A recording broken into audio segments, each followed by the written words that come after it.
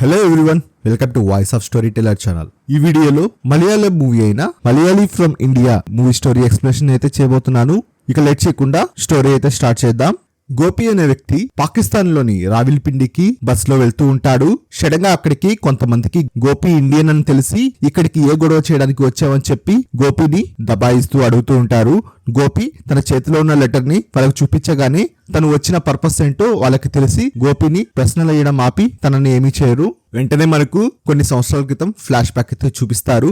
గోపి తన ఊర్లో ఎలాంటి పని చేసుకోకుండా సోదాగా తిరుగుతూ ఉంటాడు. దాంతో ఊర్లో చిన్నపిల్లాడి దగ్గర నుంచి పెద్దవాళ్ళ వరకు గోపికి అస్సలు మర్యాద ఇవ్వరు. గోపి వాళ్ళ ఇంట్లో వాళ్ళ అమ్మ ఇంకా వాళ్ళ చెల్లి పనిచేస్తూ ఉండటంతో ఇల్లు జరుగుతుంటుంది.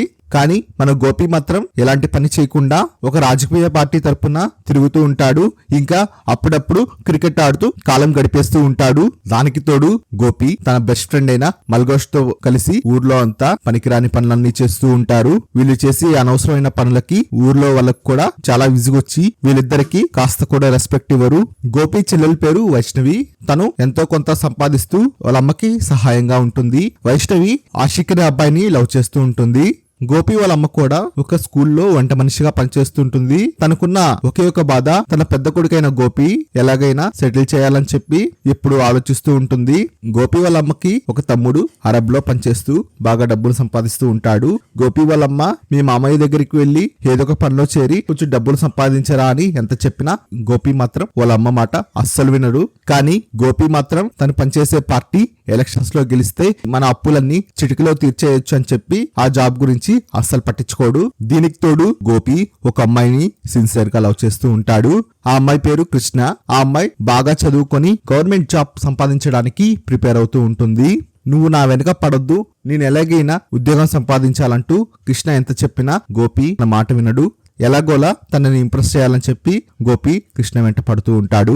ఒకరోజు గోపి వాళ్ళ అమ్మకి ఒక ఆవిడ జ్యోతిష్యం చెప్పి నీ కొడుకు ముందు ముందు ఏరుకోరి తన పైన సమస్యలు తెచ్చుకుంటాడని చెప్పి వాళ్ళ అమ్మకి వాళ్ళ కొడుకు గురించి చెప్తుంది. కట్ చేస్తే గోపి పనిచేస్తే ఆర్ఎస్జేపీ పార్టీ గురించి ఎలక్షన్స్ ముందు జరిగే ప్రీపోల్ సర్వేలో మంచి రిజల్ట్స్ అయితే వస్తాయి. తను పనిచేసే ఆ పార్టీ ఈసారి ఎలక్షన్స్ లో ఖచ్చితంగా గెలుస్తుందని గోపి సంబరపడిపోతూ ఉంటాడు. దాంతో మన కష్టాలు తీరిపోతాయని చెప్పి గోపి ఎలక్షన్స్ కోసం ఎదురు చూస్తూ ఉంటాడు. కట్ చేస్తే ఒకరోజు ఇండియా పాకిస్తాన్ ఫైనల్ మ్యాచ్ జరుగుతూ ఉంటుంది. ఆ మ్యాచ్ లో పాకిస్తాన్ గెలిచి కప్పు గెలుచుకుంటుంది. దాంతో క్రికెట్ ఫ్యాన్ అయిన గోపి ఏడుస్తూ ఉంటాడు. ఇదిలా ఉంటే ఒక వీధిలో ఒక ముస్లిమ్స్ కుటుంబం అదే రోజు టపాసులు కాలుస్తూ హ్యాపీగా సంబరాలు చేసుకుంటూ ఉంటారు. అట్టుగా వెళ్తున్న కొంతమంది చూసి ఇండియా ఓడిపోవడం వల్లే ఈ వీళ్ళు పాకిస్తాన్ కోసం సంబరాలు చేసుకుంటున్నారని అర్థం చేసుకుని వాళ్ళతో గొడవకి దిగుతారు. కొద్దిసేపటికి ఆ గొడవ ఎలాగోలా ఆగిపోతుంది. కానీ మల్గోషి మాత్రం గోపిని వెంట పెట్టుకుని వాళ్ళ ఇంటి ముందు ఓ బాంబు అయితే పేలుస్తాడు. అక్కడ ఉండే వాళ్ళకి ఆ మంటలు అంటుకోవడంతో భయపడి మల్గోషి ఇంకా గోపి పరిగెత్తుకుంటూ పారిపోతారు.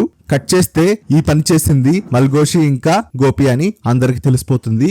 వీళ్ళిద్దరూ ఎవరికి కనిపించకుండా పారిపోయి ఉంటారు. గోపి పనిచేస్తున్న ఆర్ఎస్జేపీ పార్టీ కూడా వాళ్ళకి మాకు ఎలాంటి సంబంధం లేదని చేతులెత్తేస్తారు.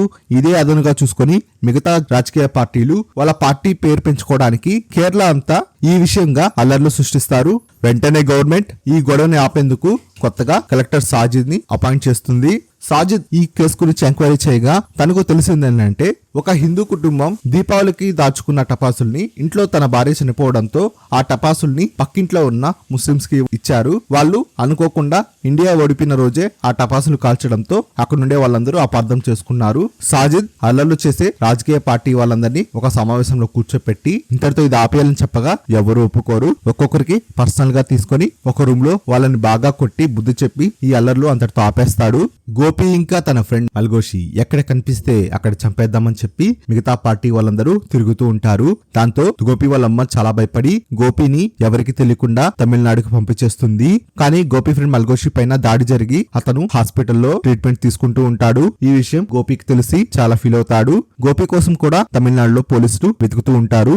గోపి వాళ్ళ మామయ్య గోపి గురించి ఇదంతా తెలుసుకొని గోపికి అర్జెంట్ గా వీసా అరేంజ్ చేసి తనని అరబ్ కంట్రీకి రప్పిస్తాడు. కట్ చేస్తే గోపిని సదాని అనే ఒక వ్యక్తి ఎడారిలో వదిలేసి వెళ్ళిపోతాడు. అక్కడ ఒకే ఒక ఇల్లు ఉంటుంది. తీరా అక్కడికి వెళ్లి చూడగా అదే తను ఉండబోయే ఆఫీస్ ఇంకా ఇల్లు అని గోపికి తెలిసి వాళ్ళ మామయ్యకి ఫోన్ చేసి నేను ఇక్కడ ఉండలేను, ఉంటే నీ దగ్గరైనా ఉంటాను, లేదా నన్ను ఇంటికి పంపించేయమని ఎంత అడిగినా వాళ్ళ మామయ్య అదేం కుదరదని, నువ్వు ఖచ్చితంగా అక్కడే ఉండాలని, అదే నీకు మంచిదని చెప్పి ఫోన్ కట్ చేస్తాడు. వేరే దారి లేక గోపి లోపలికి వెళ్లి చూడగా అక్కడ ఆల్రెడీ రషీద్ అనే అతను ఉంటాడు. అతనే గోపికి సూపర్వైజర్ గా ఉంటాడు. వీళ్ళిద్దరు కలిసి అక్కడున్న స్థలాన్ని చూసుకుంటూ ఉండాలి. రషీద్ పాకిస్తాన్ నుంచి వచ్చాడని తెలిసి గోపి షాక్ అవుతాడు. గోపికి అక్కడున్న పరిసరాలు ఇంకా రషీద్ ఏమాత్రం నచ్చదు. అయినా కూడా గోపి రషీద్ కి కొంచెం ఫ్రెండ్లీగా మూవ్ అవడానికి ట్రై చేస్తాడు. కానీ రషీద్ గోపి పట్ల చాలా కోపంగా ప్రవర్తిస్తూ ఉంటాడు. ఆ రషీద్ గోపి చేత పనులు చేయించుకుంటూ ఉంటాడు. గోపికి అతను ఎందుకు అలా ప్రవర్తిస్తున్నాడో అస్సలు తెలియదు.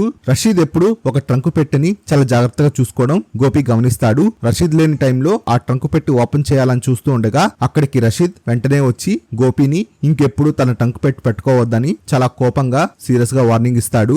ఆ వార్నింగ్ ఇచ్చే టైంలో గోపి స్పృహ తప్పి పడిపోతాడు. అప్పుడే తెలుస్తుంది గోపికి కరోనా ఇన్ఫెక్ట్ అయిందని. గోపి వచ్చిన ఎయిర్పోర్ట్ లో కరోనా స్ప్రెడ్ అయి ఉండడంతో గోపికి కరోనా ఇన్ఫెక్ట్ అవుతుంది. దాంతో 15 రోజులు గోపిని క్వారంటైన్ లో పెట్టి తనకు కావాల్సిన ఫుడ్ అంతా రషీద్ సప్లై చేస్తూ ఉంటాడు. ఇదే అలసుగా చూసుకొని గోపి రషీద్ ని ముప్పు తిప్పలు పెడతాడు. రషీద్ కి వంట చేయడంలో చాలా కష్టపడుతూ ఉంటాడు. కానీ మన గోపి తనకి వంట చేయడంలో టిప్స్ చెప్పి వంట చాలా సులువుగా చేసేటట్లు రషీద్ కి నేర్పిస్తాడు. దాంతో రషీద్ ఇంకా గోపి నెమ్మదిగా ఫ్రెండ్స్ అయిపోతారు. ఒకరోజు గోపి ఉంటున్న ల్యాండ్ ఒక ఓనర్ తమ్ముడు ఆ ప్లేస్ కు వచ్చి రషీద్ తో గొడవ పడుతూ ఉంటాడు. రషీద్ కి వాళ్ళ ఓనర్ వాళ్ళ తమ్ముడిని అక్కడికి రానివ్వద్దని చాలా స్ట్రిక్ట్ గా ఆర్డర్స్ ఇచ్చుంటాడు. అందుకే రషీద్ వాళ్ళ ఓనర్ తమ్ముడిని అడ్డుకుంటూ ఉండగా అక్కడ ఆ ఓనర్ తమ్ముడు ఇంకా అతని ఫ్రెండ్స్ రషీద్ ని కొడుతూ ఉంటారు. కానీ మన గోపి అక్కడున్న బ్యాగ్ తీసుకొని ఒక్కొక్కరిని ఉతికారేస్తాడు. వాళ్ళందరూ వెళ్ళిపోతారు. దాంతో గోపి రషీద్ ని కాపాడుతాడు. ఒకరోజు గోపి వాళ్ళమ్మ ఫోన్ చేసి వాళ్ళ ఇంటి పక్కన ఉన్న ఒక ముస్లిం ఫ్యామిలీలో వాళ్ళ కొడుకు ఫారెన్ కంట్రీకి వెళ్లి టెర్రరిస్ట్ గా మారాడని ఆ విషయాన్ని గోపికి చెప్తుంది. ఇది విన్న గోపి చాలా ఫ్రస్ట్రేషన్ కి గురయ్యి అక్కడున్న రషీద్ తో మీకంతా ఏమొస్తుంది, ఇలా అభం శుభం తెలియని పిల్లల్ని తీసుకొని వాళ్ళ మైండ్ చేంజ్ చేసి టెర్రరిస్టులుగా ఎందుకు మారుస్తున్నారని గోపి రషీద్ ని కూడా టెర్రరిస్ట్ అని అంటాడు. కానీ రషీద్ గోపిని అర్థం చేసుకొని మా ఖురాన్ లో మొదటి లైనే చదువు గురించి ఉంటుందని, నా పిల్లలిద్దరిని అందరూ వద్దంటున్నా చదివిపించడానికి ట్రై చేస్తానని, కానీ బాంబు దాడిలో నా కొడుకు చనిపోయాడని, అందుకే నా కూతుర్ని ఎలాగైనా బాగా చదివిపించాలని నేను ఇంత దూరం వచ్చి ఇక్కడ కష్టపడుతున్నానని, నేను టెర్రరిస్ట్ ని కాదని గోపికి రషీద్ చాలా ఫీల్ అవుతూ చెప్తాడు. దాంతో రషీద్ గురించి తెలియకుండా నోరు జారినందుకు గోపి తన తప్పు తెలుసుకొని రషీద్ కి సారీ చెప్తాడు. కట్ చేస్తే రషీద్ కి తన కూతురు కాల్ చేస్తుంది. తను 3 ఏళ్ల నుంచి అసలు ఇంటికే వెళ్ళడు. ఎలాగైనా ఒకసారి ఇంటికి రమ్మని వాళ్ళ కూతురు ప్రాధాయపడడంతో గోపి రషీద్ ని వాళ్ళ ఓనర్ తో మాట్లాడమంటాడు. రషీద్ వాళ్ళ ఓనర్ తో మాట్లాడితే దానికి ఒప్పుకుంటాడు. దాంతో 3 ఏళ్ల తర్వాత రషీద్ తన ఇంటికి వెళ్తున్నందుకు చాలా హ్యాపీగా ఫీల్ అవుతాడు. ఇంతలో వాళ్ళ డ్రైవర్ అయిన సదాని అక్కడికి వచ్చి కరోనా ఆంక్షలు కూడా ఎత్తేశారని చెప్పడంతో రషీద్, గోపి ఇంకా సదాని టౌన్ లోకి వెళ్లి బాగా ఎంజాయ్ చేస్తారు. టౌన్ లో తన కూతురు దువా కోసం కావాల్సినవన్నీ రషీద్ కొంటూ ఉంటాడు. గోపి కూడా దువాకి ఒక గిఫ్ట్ కొనిస్తాడు. అంతా బాగున్న సమయంలో రషీద్ కి కరోనా సోకుతుంది. ఇక 2 రోజుల్లో తన ఇంటికి వెళ్తాడు అనంగా రషీద్ ఆరోగ్యం పూర్తిగా దెబ్బతింటుంది. కట్ చేస్తే రషీద్ చనిపోతాడు. కానీ రషీద్ చనిపోతూ తన కూతుర్ని చదువు ఆపొద్దని చెప్పమని గోపికి చెప్పి చనిపోతాడు. కట్ చేస్తే మన గోపి రషీద్ అంత్యక్రియలు పూర్తి చేసుకుని రషీద్ వాళ్ళ ఫ్యామిలీని కలవటానికి పాకిస్తాన్ లోని రావిల్పిందికి బయలుదేరతాడు. మూవీ స్టార్టింగ్ లో గోపి పాకిస్తాన్ కి వెళ్తుండగా చూపించింది. ఇందుకోసమే ఇక్కడితో ఫ్లాష్ బ్యాక్ అయితే అయిపోతుంది. గోపి ఫైనల్ గా రషీద్ వాళ్ళ ఇంటికి వెళ్లి వాళ్ళ ఫ్యామిలీ మెంబర్స్ ని కలుస్తాడు. రషీద్ భార్య ఇంకా రషీద్ కూతురు గోపిని వాళ్ళ ఇంట్లోకి చాలా సంతోషంగా ఆహ్వానిస్తారు. రషీద్ ఆల్రెడీ గోపి గురించి వాళ్ళ ఫ్యామిలీకి బాగా చెప్పుంటాడు. వాళ్ళ నాన్న రాలేదని రషీద్ కూతురు చాలా బాధపడుతుంది. రషీద్ భార్య ఇంకా తన కూతురు రషీద్ మీద ఉన్న ప్రేమను చూసి రషీద్ చనిపోయాడన్న విషయం వాళ్ళిద్దరికి చెప్పలేకపోతాడు. రషీద్ భార్యకి 2 తమ్ముళ్ళుంటారు. వాళ్ళిద్దరూ దువాకి త్వరగా పెళ్లి చేసేద్దామని ట్రై చేస్తూ ఉంటాడు. కానీ మన గోపి వాళ్ళిద్దరిని ఆపి వాళ్ళ నాన్న రషీద్ అమ్మాయిని చదివిపిస్తుంటే మీరెందుకు పెళ్లి చేస్తున్నారని ఆపడంతో వాళ్ళిద్దరికి కోపం వచ్చి నువ్వెవర్రా చెప్పడానికి, ముందు ఈ దేశం వదిలి వెళ్ళిపోమని చెప్పి మన గోపిని బాగా కొడుతూ ఆల్మోస్ట్ చంపైపోతారు. గోపిని బస్సులో ప్రశ్నించిన అతను అక్కడికి వచ్చి గోపిని కాపాడి అక్కడి నుంచి తీసుకుని వెళ్ళిపోతాడు. నువ్వు చెప్పినట్టు ఇక్కడ వినడానికి ఇది ఇండియా కాదని చెప్పి వాళ్ళతో జాగ్రత్తగా ఉండమని చెప్పి గోపికి చెప్తాడు. గోపి తన దగ్గర ఏదో దాచుతున్నాడని చెప్పి రషీద్ కూతురు దువ్వ గోపి దగ్గరకు వచ్చి ఏమైంది అని గోపిని చెప్పమని అడుగుతుంది. దాంతో గోపి వాళ్ళ నాన్న చనిపోయినట్లు దువ్వాకి చెప్తాడు. కానీ మీ నాన్న చనిపోయేటప్పుడు తన కూతురు చదువు ఆపకూడదని చెప్పి నాకు చెప్పాడని, నువ్వు ఎట్టి పరిస్థితుల్లో చదువు ఆపకూడదని చెప్పి గోపి దువ్వాకి నన్ను మీ సొంత అన్న అనుకోమని చెప్పి చాలా ప్రేమగా దగ్గరికి తీసుకుంటాడు. అలా 5 సంవత్సరాలు గడిచిపోయిన తర్వాత దువ్వ బాగా చదువుకొని గల్ఫ్ ఎడ్యుకేషన్ కి గ్లోబల్ అంబాసిడర్ అవుతుంది. తను ఒకరోజు స్పీచ్ ఇచ్చేటప్పుడు తనకి లైఫ్ లో బాగా ఇన్స్పైర్ అయిన వ్యక్తుల గురించి చెప్తూ మొదటిగా వాళ్ళ నాన్న రషీద్ గురించి చెప్పి, నన్ను చదివిపించడం శక్తికి మించిందైనా వాళ్ళ నాన్న వెనకాడకుండా తనను చదివిపించాడని, ఇంకా మా నాన్న చనిపోయిన తర్వాత కూడా నన్ను వెనుకుండి నడిపించి బాగా చదివిపించి ఈ స్థాయికి తెచ్చింది మా అన్న గోపి అని చాలా ప్రౌడ్ గా అందరికీ చెప్తుంది. తను రావడం వల్లే నా చదువు ఆగిపోకుండా నేను ఈ స్థాయికి వచ్చానని చెప్పి గోపి గురించి చెప్తుంది. గోపి గల్ఫ్ లోనే ఉంటూ పని చేసుకుంటూ ఉంటాడు. అప్పుడప్పుడు ఇండియాకి వెళ్తూ వస్తూ ఉంటాడు. గోపి ప్రేమిస్తున్న కృష్ణ కూడా గోపిని ప్రేమించడం స్టార్ట్ చేస్తుంది. గోపి వాళ్ళ అమ్మని కూడా బాగా చూసుకుంటూ ఉంటాడు. గోపి గల్ఫ్ లో ఉన్నప్పుడు గోపి కింద పనిచేయడానికి పాకిస్తాన్ నుంచి ఒక అబ్బాయి వస్తాడు. ఆ అబ్బాయిని చూడంగానే గోపికి తను రషీద్ దగ్గరికి వచ్చినప్పుడు ఎలా ఉన్నాడో ఈ అబ్బాయిని చూడంగానే గుర్తొస్తుంది. ఆ పాకిస్తాన్ అబ్బాయికి గోపి షేక్ హ్యాండ్ ఇవ్వగా అంతటితో ఈ మూవీ స్టోరీ అయితే అయిపోతుంది. మీకు నా స్టోరీ ఎక్స్ప్రెషన్ నచ్చినట్లయితే ప్లీజ్ ఈ వీడియోకి లైక్ చేయండి. మీరు ఈ ఛానల్ ఫస్ట్ టైం చూసినట్లయితే ప్లీజ్ సబ్స్క్రైబ్ చేసుకోండి. మీకు నచ్చిన మూవీ స్టోరీ ఎక్స్ప్లెనేషన్ కావాలనుకుంటే మీరు కామెంట్స్ సెక్షన్ లో కామెంట్ చేయొచ్చు. ఆ మూవీ స్టోరీ ఎక్స్ప్లెనేషన్ చేయడానికి ట్రై చేస్తాను. Thanks for watching this video.